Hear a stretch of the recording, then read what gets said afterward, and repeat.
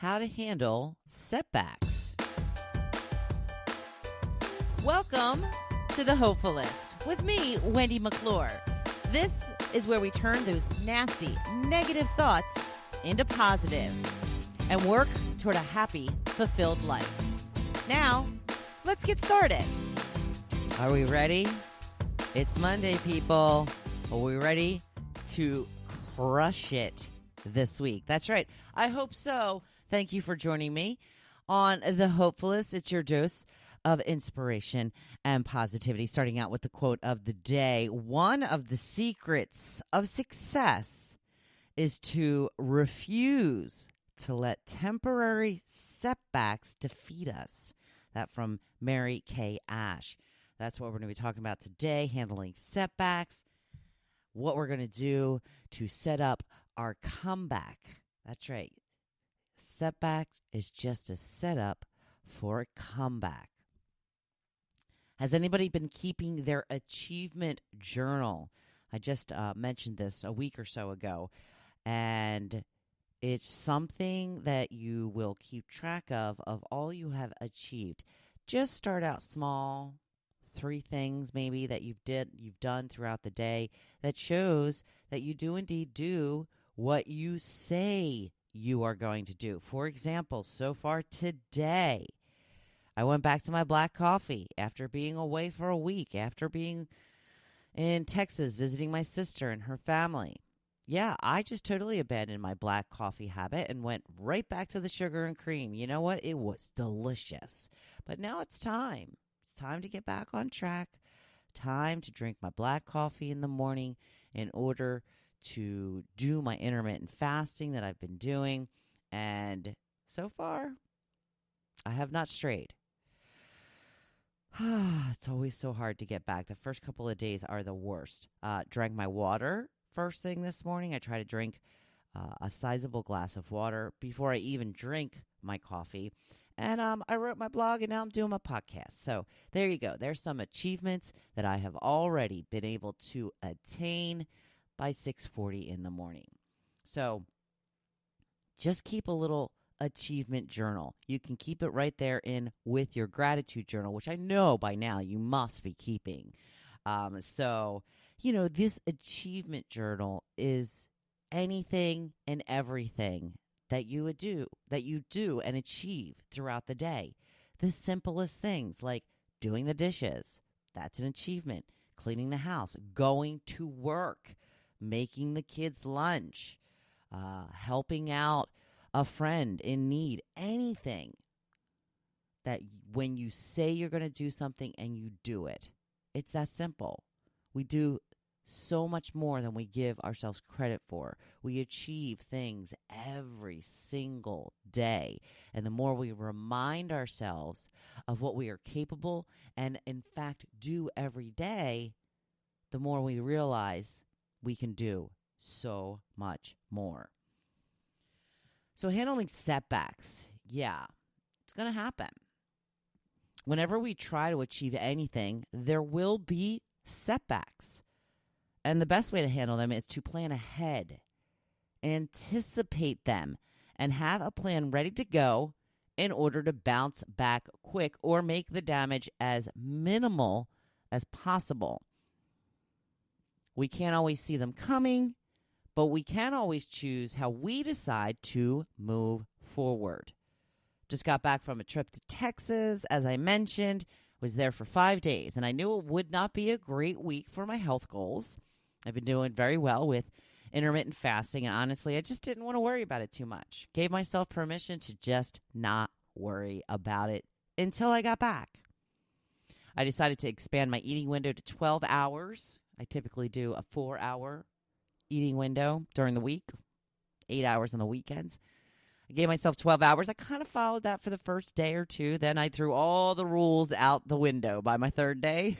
Just ate and drank whatever and whenever I wanted. Of course, I knew I was likely to put on a few pounds regardless. I'm not really sure. I mean, I am sure I put on a few pounds, but I am not going near that scale for at least a couple of days. Because, I was going to put on a few pounds regardless, and I was okay with that. Being a professional dieter, I know my body, and if I get right back on track after my trip, I know I can lose those few pounds within a few days, so I'll keep you posted. The trick is to get right back on plan, and that is often the hardest part. It seems that you can very quickly undo all the work of training your body to eat at only certain times of the day. I remember very clearly feeling so hungry when I first started my smaller eating windows on IF, and it seems I am right back there again. You know that hunger you feel, like when you feel like you may die if you don't get food? Yeah, it's not fun or pleasant, but I know that it will pass within a few days, and I will be right back into my pre-trip groove. Because I didn't lose 22 pounds since the start of the year to only start putting it back on now. I have more I would like to lose, and I want to find a way to avoid putting weight back on during the summer months, as I typically do every year. This plan has been working well for me, and I will stick with it for now. Maybe when the height of the summer comes, I will make some adjustments, but for right now, sticking with my plan. I got one workout in while away. I was supposed to do 2, but I did get 2 days of pickleball in, and I count that as activity. The trick now is to get right back on that workout train and keep it moving. A toot-toot! There is absolutely nothing I can do about my missed workouts from last week or the fact that I didn't stick to my eating plan. The only thing I can do now is move forward. Yes, it will seem even harder the first few days. Yes, I will have to push myself even harder to work out, but it will all be worth it when I see the pounds coming off and I like the way I look in my bathing suit. Now, this goes with anything you are trying to do. You're training for a marathon? There will be times you will fall off your training schedule. You just have to force yourself to get back to it. And this achievement journal that I was just mentioning will help you realize how capable you are at anything and everything you put your mind to. You haven't come this far to only come this far. Working toward becoming a professional pickleball player? No? Just me? Well, there will be days that you are just off and can't play well at all. Doesn't mean it's time to throw in the towel. Just means you had a bad off day and you'll try again tomorrow. Are you trying to keep your house more organized and clean? Did you let it go for a week and it looks a mess now? Then decide now. Get it cleaned up. It's only going to get worse if you don't nip it in the bud. Take a half hour to get it organized. Then later get to the cleaning. Do it in parts if that works better for you, or just go all in and get it done. My husband often laughs at me. I'll start on a cleaning project, and then the next thing you know, I've got a million projects going all at the same time.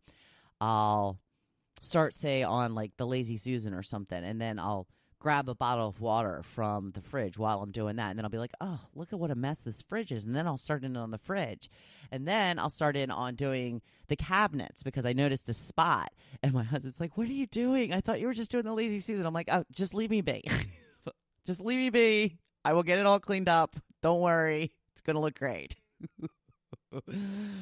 So keep that in mind. You know that you will get that great feeling of accomplishment once it is finished. And each time you walk into the house or that room or open that Lazy Susan, you will get that little burst of joy of seeing your hard work with a clean, organized home. It's the same with work. Have you been slacking off and not doing the best you can? I think we all fall into that trap from time to time, but the longer you allow yourself to slack off, the more likely you are to keep doing it. And here's the real problem is once we know we can get away with it, we tend to keep doing it until we are called out.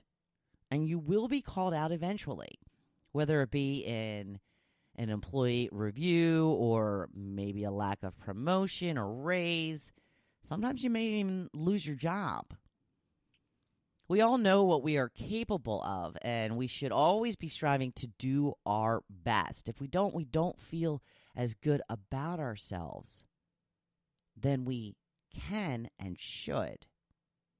So if we do less than our best, we are selling ourselves short and all those around us. I want you to be proud of your contributions in this life, whatever they may be. In short, just know there will be setbacks. It's inevitable. The best plan is to anticipate them and figure out how you can bounce back in the quickest way possible. If you didn't anticipate it, then what is the best course of action moving forward? What advice would you give a friend in the same situation? Now take your own advice. It's often much easier for us to give advice than to take it. So think about what you would tell a friend and then do that. Take your own advice. It seems to be a tough one for all of us, doesn't it? But I know you can do it. Keep that achievement journal and you will see how much you accomplish each and every day. If you like today's episode, please leave me a review and subscribe if you haven't already. And please let your friends know by sharing one of my social media posts. I will put you down in my gratitude journal. I know, you want that more than anything. I'm also offering coaching on today's subject matter. Are you looking for someone to hold you accountable for that goal you are trying to achieve? Do you need some help coming up with a plan and sticking to it? Well, then schedule a free call to see if I can help you devise a plan that will work for you, find the things that are holding you back, and give you daily accountability.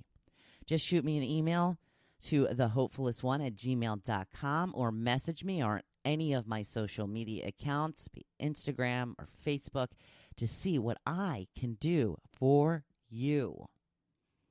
Oh, it is Monday. Get to working on all of those possibilities and opportunities. Make this a great week. And of course, be your badass self. You know I'm here cheering you on. Thank you for listening to The Hopefulist. Now, don't you feel good? Make sure you come back next week. See you then.